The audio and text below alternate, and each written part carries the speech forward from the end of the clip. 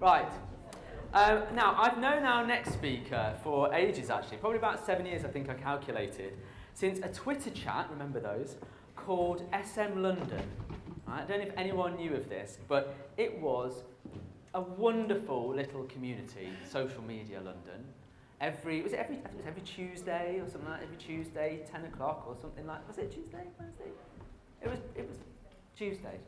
Wonderful little community, people sharing things, pleasant stuff on Twitter, like the good old days. I always remember it with affection because I've met so many great people, including Nat and Polly, who are here today, and other people too. But it really helped me in my sort of social media and marketing career. I did it quite soon after I set up my business. And it was great to meet people. But SM London, which was the hashtag, unfortunately, was also a hashtag shared with the BDSM community. And that confused people because one minute they'd be talking about harnesses and cat o' nine tails, and then we would come in talking about how many hashtags are optimal. So, slightly odd, but there we go. But a much simpler time back then. Polly Buckland is the co-founder of the Typeface Group down in Hampshire, come a long way this morning. They're a B Corp comms agency and design studio, and in addition to the services that you would expect such a business like that to offer, they are actively helping clients and other businesses reduce their marketing waste. And Polly may reference this or not, but they've got, is it going on at the moment, your challenge? 18th of September, look out for a challenge about reducing marketing waste. I think it's really interesting, just really considering what you're putting out there. So, it's my pleasure to welcome, all the way from Hampshire, it's Polly Buckland.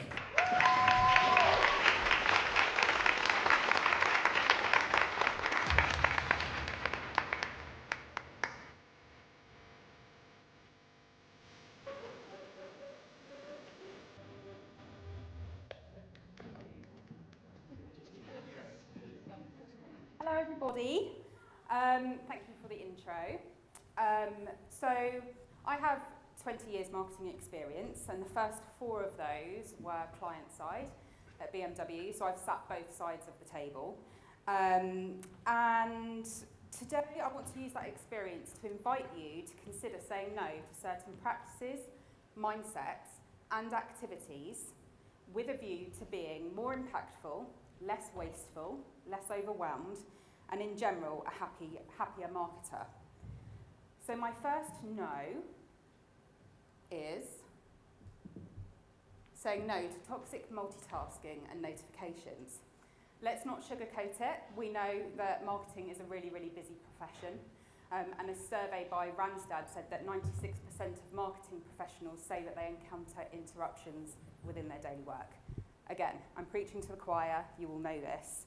But a California Irvine study tells us that actually losing your focus, it can take you 20 minutes to get back into the task at hand.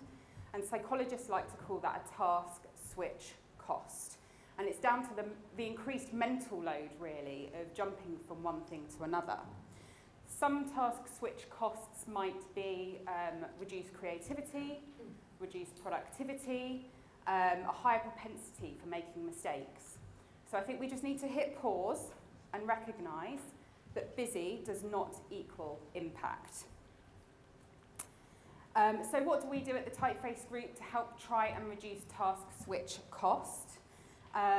We time block, we use a resource plan, we try to give the delivery team enough time, a reasonable amount of time to complete their tasks. We use ClickUp for that. We try and turn off notifications. We encourage do not disturb. Last week on LinkedIn, our mentor, Matt Bennett, put quite a challenging post up, and he said, do you really need to go straight into your inbox first thing in the morning? Because you should know what your priorities are for the day, but actually if you jump into your inbox, what you're doing is you're just putting yourself into a reactive state before the day's even started, and then you end up fighting fire and losing sight of what your real priorities are. Another client of ours, he only has meetings on a Friday, which is a weird day to have them, but fine. He only has meetings on a Friday, and Monday to Thursday is his creative time.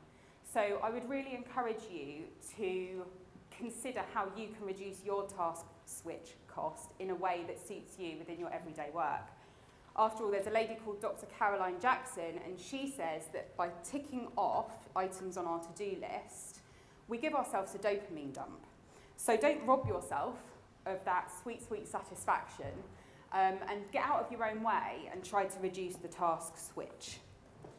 My next no is saying no to prescriptive activity. I would encourage you to take the power back as marketers and say no to the churn.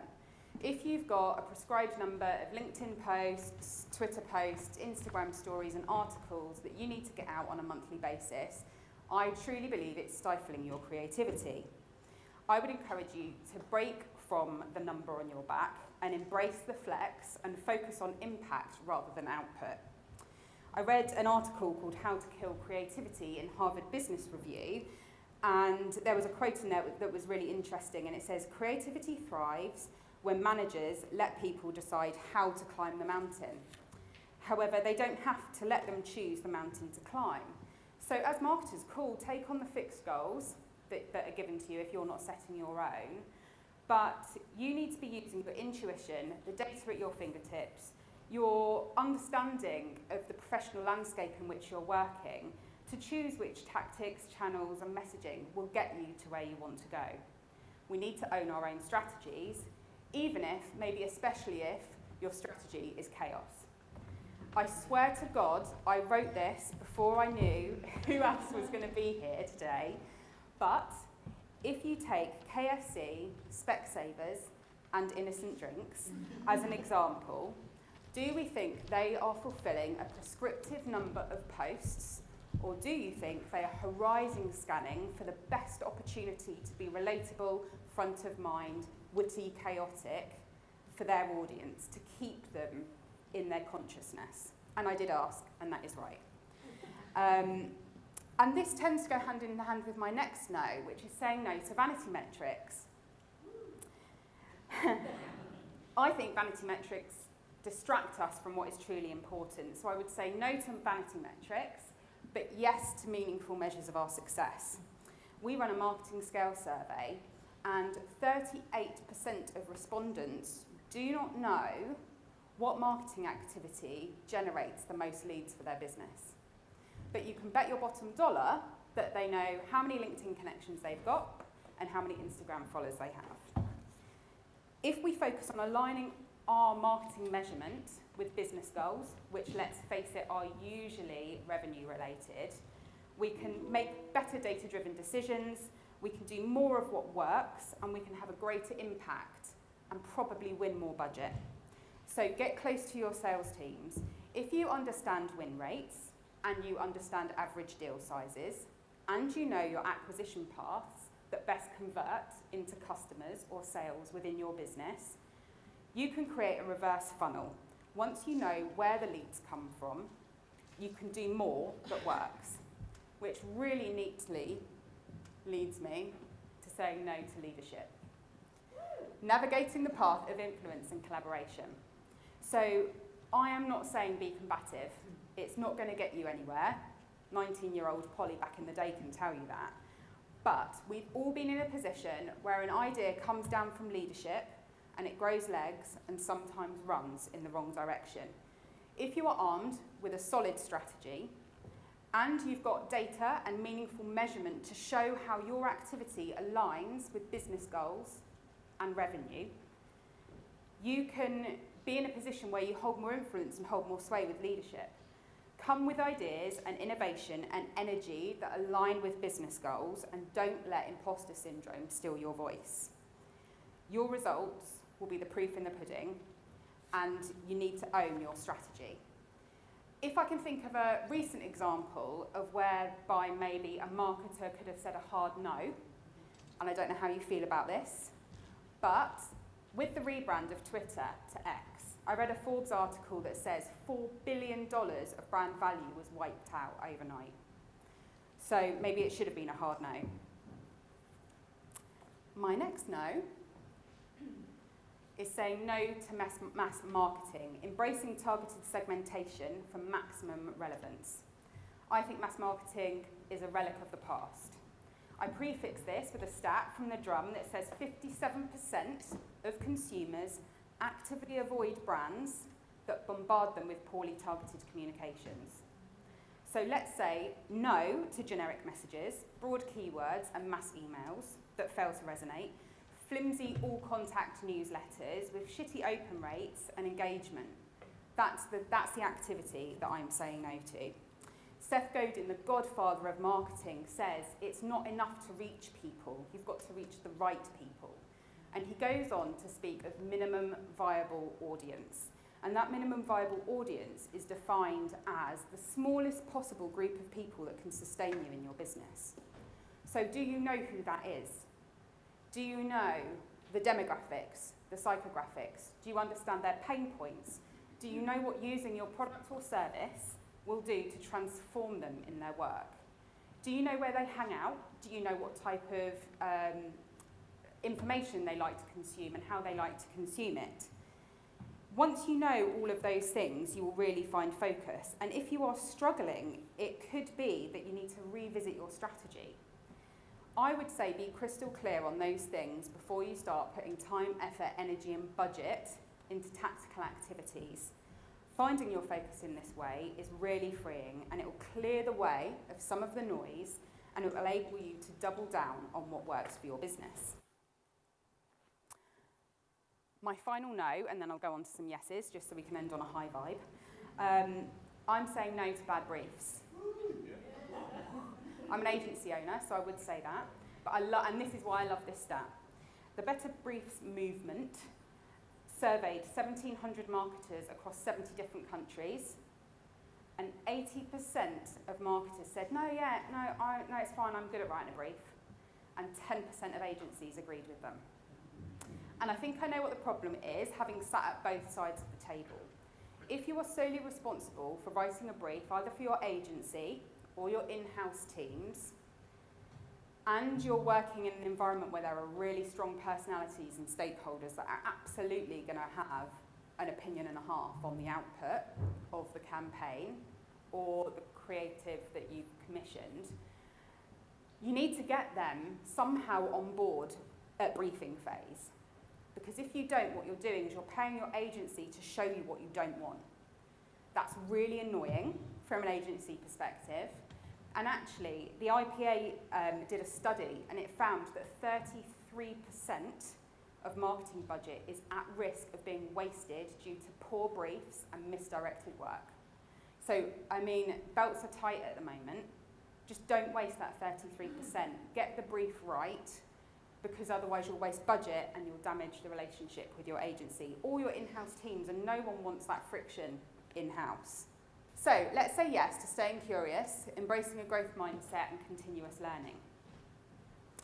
So Happiful magazine tells me that neuroplasticity, of course I would put that word in a talk, is the functional and structural landscaping of the brain. And this continues to happen as you age. So continuous learning and sustained adult learning actually boosts your health and your brain health remarkably. And if that isn't enough, this lifelong learning will boost confidence, it will help rouse your self-esteem, and it will reduce imposter syndrome, which I mean, we've all experienced, right? The Young Women's Trust ran a campaign, and it was backed by a study of 4,000 adults, and 53% of women have experienced imposter syndrome. 46% of men have said that they felt it, and specifically in the workplace. So what can you do to try and combat that, and how can you start your continuous learning journey? My first bit of advice would be, don't be a snob. Just don't be a snob about it. Like, a marketing degree on its own does not a great marketer make. I think you need to mix up your sources. You might be a book person like me. You might be a podcast person like Natalie. I actually saw something on TikTok a couple of weeks ago that I've already implemented into our business. So, of course, do your due diligence with your sources, but just absorb information where you can. That might be coming to events. I mean, you're really clever. You're ticking the box of networking, having meaningful conversations, and learning something in one day. That might be just your most comfortable way of absorbing that information. I think peer communities are really, really important. Back at the beginning of lockdown, Natalie and I joined the agency Nomics group. I don't know if anyone's familiar with that, but it's basically a peer community for marketing agency owners. And it's the single most impactful thing we've done for our learning as a business. So yeah, find your tribe, and they're people that will speak in your language and will help to enrich your knowledge, because you can learn something every day. We don't stop learning. My next yes, and I had to get this one in, we're a B Corp, this is what we're all about, is reducing marketing waste. So I'm saying yes to environmental responsibility. Now, when we speak about this with people, a lot of them say, oh God, I hadn't really even considered that. And it's not about not having plastic bags or not having throwaway pens at events, not that that is to be considered. Today, the data centres that power the internet account for 2% of the global greenhouse gas emissions, which is the same as the airline industry. So we absolutely can be stewards of our natural environment within our marketing roles by being more considered. The average web page per visit outputs 4.61 grams of CO2, and the average email sent is 4 grams of CO2. So it's another reason why segmentation is so important. Before you put pen to paper or hit send or post, I'd ask you to think about whether your activity is strategically aligned, even if that strategy is chaos. Are you aligned with your commercial goals? So, to repeat some of the previous notes, if you clear down old content, if you segment better, if you stop prescriptive content, if you prioritise quality over quantity, if you don't over-engineer, if you work on your strategy and write better briefs, you are naturally going to reduce your marketing waste. So we're all learning, no one's got the answers, this is a moving feast, but I think it's really important to practice progress over perfection. And there are some people that I'd like to recommend to you today to follow on LinkedIn if you're up for it, if you want to sort of enhance your learning. So Nancy Hine from True Horizon did our first ever environmental audit back in 2019, I think. And then she became a B leader, and she actually helped us get our B Corp accreditation. So Nancy Hine's great. There's an agency near us called Avery Brown. They've just published their impact report, and this week they've just become B Corp. They are excellent, they're very funny as well. Whole Grain Digital are an agency that are absolutely trailblazing in the sustainable web design space. Tom Greenwood, their CEO and owner-founder, wrote a book that we read during lockdown, and it really changed the way that we think about websites. And of course, Paul mentioned our Digital Cleanup Challenge, which starts this month. You can sign up to it on our website. It's a series of practical steps that you can take to reduce your marketing waste.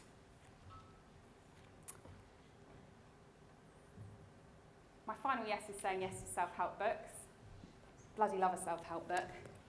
So I've bought my favourite 3, and I'll talk about them in the order that I've read them. And this is kind of piggybacks on that continuous learning. So Essentialism by Greg McKeown. The first line on the back is, have you ever found yourself stretched too thin at home or at work? So, I mean, enough said. You can tell why I picked it up. This one's a bit of a heavier read than the other 2, but this is the first time where I read something that gave me permission not to have to do it all. And I've got a really heightened sense of responsibility. So it's more than time management. It helps you cut through your own noise and really makes you question, is what you're doing essential? So Essentialism by Greg McKeown. The next book is What One Thing? And this one's bitten me in the bum a bit because I've got quite a busy brain, and at least once a week since I read it and shared it with Natalie, she says to me, Polly, what one thing? Calm down, you're overwhelmed, what one thing? This is full of practical nuggets. You probably can't see because you're a bit far back. Practical nuggets of information. There's tables, there's diagrams, I mean, in here I've got post-it notes, side notes, aggressive underlining, you name it. Like, this book has been well read. It's a very much a pick up and put down book. Like I said, there's little nuggets of useful information, so I'm not wanting to add to the overwhelm. This is a great book. And one moment, Paula. Not my mic off.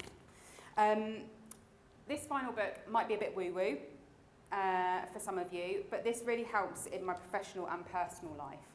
And it's called Manifest by Roxy Nafousi. I first heard Roxy Nafousi talking on a Jay Shetty podcast, and I immediately went to her Instagram, and then I immediately bought the book, and then I immediately bought the audio book. So I'm literally every marketer's dream because I totally fell in the funnel. But manifesting isn't about saying something 10 times in the mirror in the morning and it's going to happen for you. It's not about build it and they will come. And she breaks down manifesting into 7 steps. Be clear in your vision, remove fear and doubt, align your behaviour, overcome tests from the universe, which is hilarious given the past 3 or 4 years we've had, embrace gratitude, turn envy into inspiration and trust the universe. And I mean, I've bought this for loads of people. This is my 4th time of reading it. It's on loop in my car. Like, this is really, really game changing.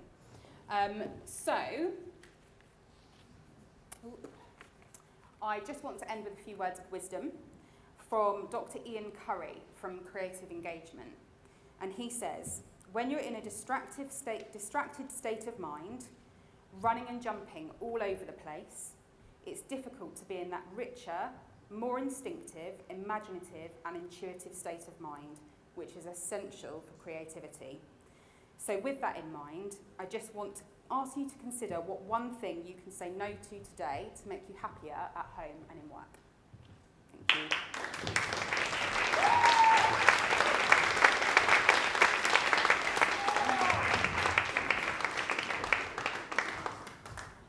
I have a question for you, if I may. Why didn't I put my mic on so I didn't knock it off? No. All right. It was about B Corp. Yeah. Is anyone else a B Corp company here, organisation? Anyone? No? Okay. So what would you say has been the biggest benefit for your business for going through that certification? Because it can be quite demanding, as I understand it. It is quite demanding. We're not short of people wanting to work for us. Because they know that B Corp isn't a tick box, and so they can kind of have that level of trust. Something's squeaking. Might be me. And genuinely the biggest benefit is actually when you become B Corp, you become a member of a community called the Beehive, and it's all other B Corp businesses, and it's like a forum. It's like an old school forum, and we have engaged with so many people in that. We've had leads from it because they're all like-minded. You're kind of like, okay, I know I'm speaking with a business on a level to a degree, and it's really encouraged. It's formalised what we were already doing, and I think that's why we were able to get our accreditation within the 6 months that it took, because we were already doing a lot of it. So just allows us to kind of communicate that and formalise it through our impact report. Lots of benefits. Thank you. I've always wondered. Right, everyone, give it up for Polly Buckland. Thank you, Polly.